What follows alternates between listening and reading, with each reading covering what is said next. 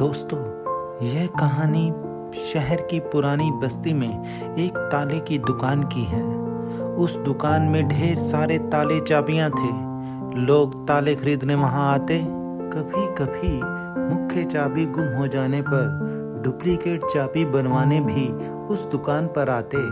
उसी दुकान में एक मजबूत हथौड़ा भी पड़ा हुआ था जो ताला तोड़ने के काम आता था, लेकिन उसका प्रयोग कभी कभार ही होता था।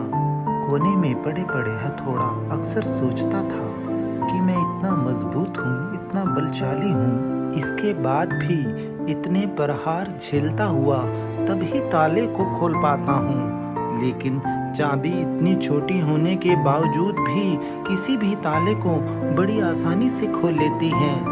ऐसा क्या है इस छोटी सी चाबी में? एक दिन जब दुकान बंद हुई तो उससे रहा ना गया। उसने चाबी से पूछ ही लिया, चाबी बहन, मैं बहुत दिनों से एक बात सोच रहा था, किंतु बहुत सोचने के बाद भी मैं किसी निष्कर्ष पर नहीं पहुंच पाया। क्या तुम मेरे एक सवाल का जवाब देकर मुझे निष्कर्ष तक पहुंचने में मेरी मदद कर सकती हो?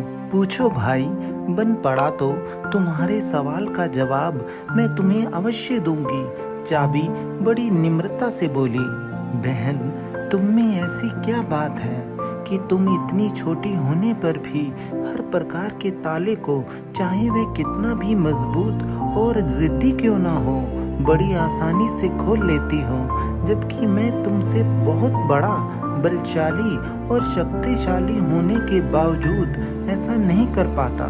मुझसे ताला खोलने में बहुत मेहनत लगती है और कई बार प्रयास करने के बाद ही ताला टूटता है। चाबी मुस्कुराई और बोली, बहुत ही साधारण सी बात है हथौड़े भाई, तुम ताले पर प्रहार करते हो, इस तरह तुम उस पर बल का प्रयोग करते हो और खोलने के प्रयास में उसे चोट पहुंचाते हो।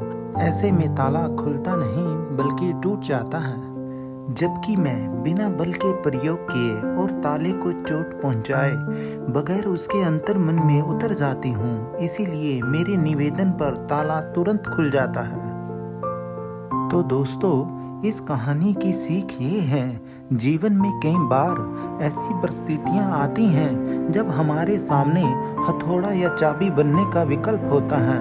किसी का दिल जीतना है तो उसे हथौड़ा बनकर जोर जबरदस्ती से नहीं जीता जा सकता, बल्कि चाबी की तरह उसके दिल में उतर कर जीता जाता है। इसी प्रकार किसी से कोई काम करवाना है तो उसे डरा धमका कर और जबरदस्ती दबाव डालकर भी काम करवाया जा सकता है, लेकिन ऐसे में कार्य के प्रति उत्साह और समर्पण की भावना खत्म हो जाती है।